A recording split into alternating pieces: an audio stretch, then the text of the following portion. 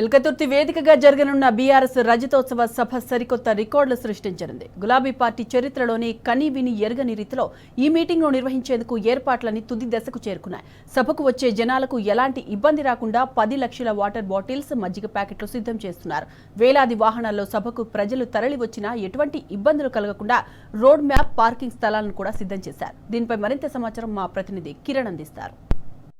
రజతోత్సవ సభకు ఎల్కతుర్తి ప్రాంగణం అంతా కూడా సిద్ధమవుతోంది. ఇప్పటికే సభా ప్రాంగణానికి సంబంధించినటువంటి స్టేజ్ కావచ్చు, ఇటు సాంస్కృతిక కార్యక్రమాలు నిర్వహించేందుకు ఒక స్టేజ్ను కూడా సిద్ధం చేశారు. ముఖ్యంగా ఎల్లుండి జరగబోయేటువంటి సభకు సంబంధించినటువంటి ఏర్పాట్ల భాగంగా చాలా మంది కూడా దాదాపు 1000 నుంచి 1500 మంది కార్మికులు ఇక్కడ ఉన్నటువంటి పనులను కూడా చేపడుతున్నటువంటి పరిస్థితులు కనబడతా ఉన్నాయి. ఇటు స్టేజ్కి సంబంధించి కావచ్చు, కింద విఐపీలు పార్టీకి సంబంధించినటువంటి ముఖ్య నేతలంతా కూర్చునేందుకు భారీగా చైర్లను కూడా ఏర్పాటు చేశారు. సుమారు 1,50,000 చైర్లను కూడా ఏర్పాటు చేసినటువంటి నేపథ్యంలో ఆ గ్రీన్ కార్పెట్ లో ఉన్నటువంటి చైర్లు కావచ్చు, పక్కనే ఉన్నటువంటి రెడ్ కార్పెట్ అంతా కూడా వచ్చేటువంటి వివిఐపి మూవ్మెంట్ కోసం పూర్తి స్థాయిలో సిద్ధమైనటువంటి పరిస్థితులు మనకు కనిపిస్తా ఉన్నాయి. అటు పార్కింగ్ స్థలాలు కావచ్చు, అంతేకాకుండా సభా ప్రాంగణంలో ఉన్నటువంటి స్థలం ఏదైతే ఉందో దాదాపు 1250 ఎకరాల్లో కూడా దీన్ని సిద్ధం చేశారు. అటు లైటింగ్ సిస్టమ్ కావచ్చు, అంతేకాకుండా ఎన్క్లోజర్లు ఏవైతే ఉన్నాయో వచ్చేటువంటి కార్యకర్తలకు కావచ్చు, అభిమానులకు కావచ్చు, చాలా మంది కూడా జిల్లాల వ్యాప్తంగా కూడా నియోజకవర్గాల నుంచి చాలా మంది జనం వచ్చేటువంటి అవకాశం ఉన్న నేపథ్యంలో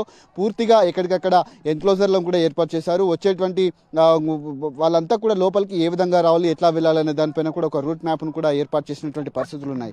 ఎక్కడైతే ఖాళీగా ఎన్క్లోజర్లు కనిపిస్తాయి అక్కడ పంపించేందుకు కూడా పూర్తి స్థాయిలో 2000 మంది వాలంటీర్లను కూడా ఏర్పాటు చేశారు. ఇటు మంచినీటి సదుపాయం కావచ్చు, మజ్జిగ ప్యాకెట్లు కావచ్చు, వాటి అన్నింటిని కూడా ఏర్పాటు చేయబోతున్నారు. ఇక రైట్ సైడ్ లో మంచినీళ్ళ కోసం ఏర్పాటు చేసినటువంటి డ్రమ్ములు ఏవైతే ఉన్నాయో వాటి అన్నింటిలో కూడా చల్లని మంచినీళ్ళు అందించేందుకు కూడా ఐస్ పీస్లను కూడా సిద్ధం చేసినట్టుగా తెలుస్తుంది.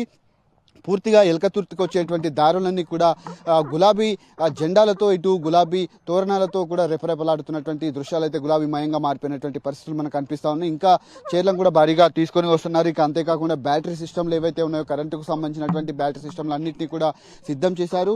ఎక్కడికక్కడ వచ్చేటువంటి దారులకు సంబంధించి జనాలు ఇబ్బందులు పడకుండా ఉండేందుకు ఎక్కడికక్కడ పూర్తి స్థాయిలో గైడ్ లైన్స్ ఇస్తూ వాళ్ళందరినీ కూడా గైడ్ చేసే విధంగా, లోపలికి పంపించే విధంగా దారులన్నీ కూడా బ్లాక్ కాకుండా ఉండేందుకు కూడా కొన్ని ఏర్పాట్లు కూడా చేయడం జరిగింది. అటు సభా ప్రాంగణం కూడా పూర్తి స్థాయిలో 400 మంది కూర్చునే విధంగా దాన్ని ఏర్పాటు చేశారు.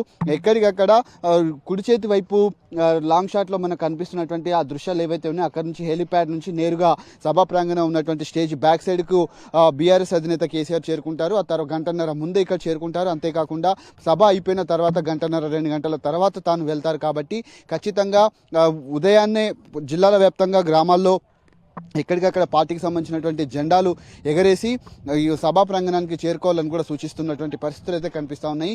కొంత ఇప్పటికే రూట్ మ్యాప్ ఏదైతే ఉందో వచ్చేటువంటి జిల్లాల నుంచి వచ్చేటువంటి వాళ్ళందరూ కూడా రూట్ మ్యాప్లను కూడా ఖరారు చేసినటువంటి పరిస్థితి. చిన్న చిన్న ఫైనల్ టచెస్ మాత్రం మిగిలిపోయాయి.